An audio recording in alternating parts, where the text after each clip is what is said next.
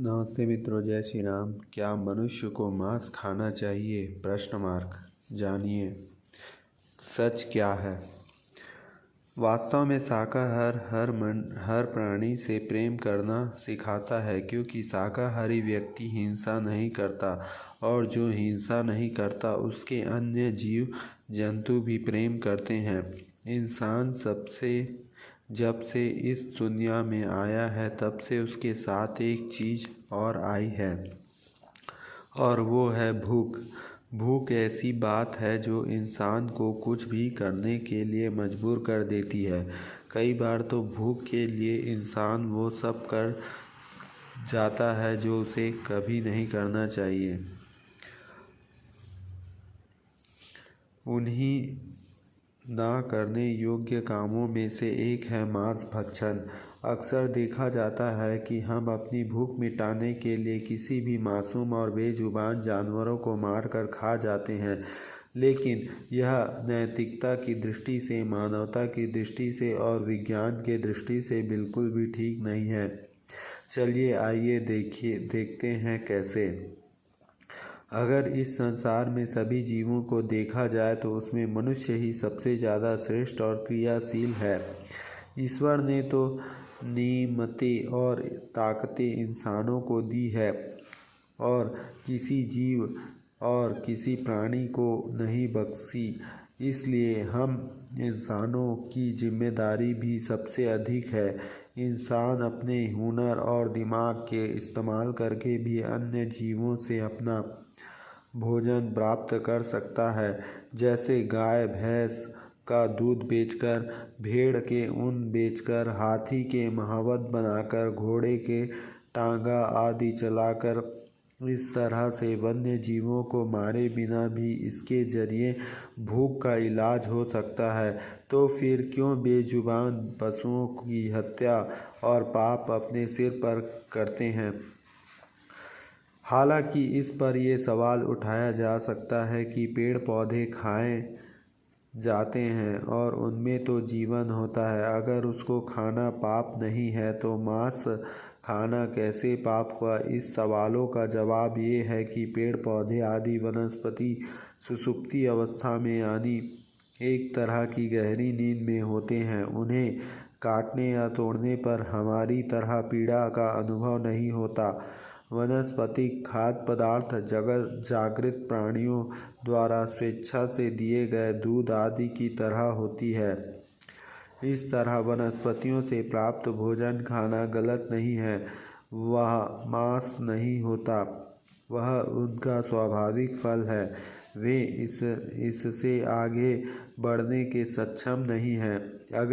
यदि हम आम, अमरूद जैसे फल हिंसा समझकर ना खावे तो वे सड़कर खाने के लायक ही नहीं रहेंगे, और फिर उनका कोई फ़ायदा भी नहीं रहेगा। इसी तरह अगर हरी भरी सब्जियां को भी यूं ही छोड़ दिया जाए तो वे भी सूख कर बेकार हो जाएंगे और किसी काम की नहीं रहेगी।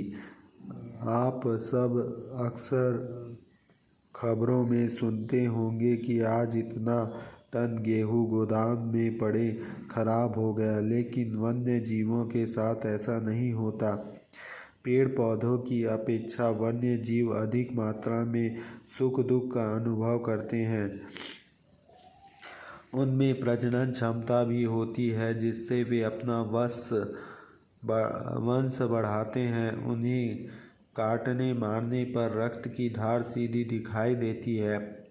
अपने परिजन की मृत्यु पर पशु भी आंसू बहाते हैं, तो फिर उन पर इस तरह का अत्याचार क्यों? दूसरी बात, यदि आप प्रोटीन, विटामिन आदि के लिए मांस को सही मानते हैं तो यह तर्क भी पूरी तरह से ठीक नहीं है, क्योंकि जो प्रोटीन, मिनरल्स पशुओं में होता है वो उसमें प्राकृतिक रूप से नहीं होता। वो सभी तत्व वन्य जीव पेड़ पौधों से ही प्राप्त करते हैं। अंग्रेजी भाषा में इसे फूड चेन कहा जाता है। इस तरह जब पशु पक्षी भी शाकाहारी से जरूरी तत्व पा सकते हैं तो हम क्यों नहीं? हम तो उनसे बहुत अधिक श्रेष्ठ हैं, तो फिर हम क्यों मांस का ही रास्ता चुनें?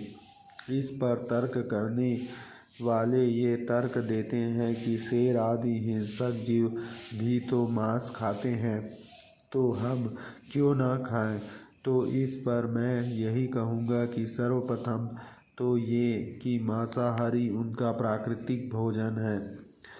उनके पास अन्य कोई विकल्प ही नहीं है और न ही उनका बौद्धिक स्तर इतना ऊंचा है कि वे इंसान की तरह वृक्ष आदि उगा सकें। दूसरा ये कि वे मांस खाने के लिए मेहनत करते हैं, अपने शिकार से लड़कर उसे प्राप्त करते हैं और वे उसे उसी हालत में खाते हैं जिस हालत में वे उसे प्राप्त करते हैं। वे मांस के साथ हड्डी भी पचा लेने की सक्षम हैं, लेकिन इंसानों के साथ यह भी उल्टा है। पहले क्रूरता से उसे मारते हैं और फिर उसे पकाकर भिन्न भिन्न मसालों का प्रयोग कर उसे बनाते हैं, जिससे मांस का भयानक रूप ढक जाता है और खाने के लायक बनता है। हम उसे जैसे का तैसा ग्रहण नहीं कर सकते। वही अगर पेड़ पौधों की बात की जाए तो पेड़ पौधे हमें जिस अवस्था में मिलते हैं उसी अवस्था में उनका सेवन कर सकते हैं। उन्हें भोजन की तरह पकाकर खाने का भी ज़रूरत नहीं है और वे मांस की अपेक्षा सुपाच्य भी होते हैं। फिर भी लोग यह कहकर मांस भक्षण करते हैं, यदि हम इन्हें नहीं खाएंगे तो इसकी जनसंख्या बढ़ जाएगी। तो इस मामले में पूछना चाहते हैं कि हजारों प्रजातियां ऐसी हैं जो विलुप्त की कगार पर है, वो भी जब उन्हें खाया नहीं जाता। बाघ कोई नहीं खाता, फिर भी वे मिट रहे हैं। नीलगाय भी कभी कभार ही दिखाई देते हैं। धीरे धीरे हाथी भी कम हो रहे हैं। तो बिना खाए इनकी जनसंख्या नहीं बढ़ी तो अन्य की कैसे बढ़ेगी? अगर इनकी जनसंख्या बढ़ भी गई तो कुदरत उसका रास्ता खुद ब खुद ढूंढ लेगा। मनुष्य को तो लगभग कोई नहीं खाता, मगर फिर भी प्रकृति मनुष्य की जनसंख्या को काबू में रखने के उपाय खोज ही लेता है। और जो प्रकृति मनुष्य की जनसंख्या वश में कर सकती है, वह पशुओं की जनसंख्या वश में क्यों नहीं कर सकती? मांसाहार मनुष्यों का भोजन नहीं है। उनका एक कारण और है, वो ये है कि मांसाहारी हर काल एवं हर परिस्थिति में नहीं किया जा सकता, लेकिन शाकाहारी जब चाहे तब किया जा सकता है।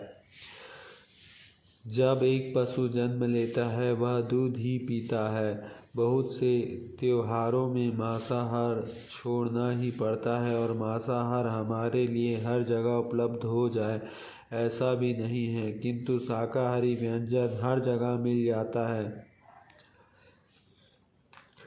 देखो, भागवत में भी 29 नरकों का वर्णन है। मांस खाने से भी नरक मिलता है, तो हम क्यों फालतू चीज़ों का सेवन करें? और मांस पचने में भी बहुत समय लगाता है, जबकि आप खाना खाएंगे तो 3 घंटे में पच जाता है। और एक चीज़ और है, लोग बोलते हैं कि कोई जब मर जाता है तो उसको छुआ मानते हैं, और स्वयं जब मांस को मछली है या कुछ है उसको मार कर खाते हैं तो क्या उसको छुआ नहीं लगेगा? वो तो अपने शरीर में उसको सोचो प्रवेश करा देते हैं, तो क्या वो छुआ नहीं होगा? इसी प्रकार हमको सोचना चाहिए, हर जीवों के लिए कल्याण सोचना चाहिए और अपना कल्याण भी करना चाहिए। जय श्री राम। सत्य कर्म करें।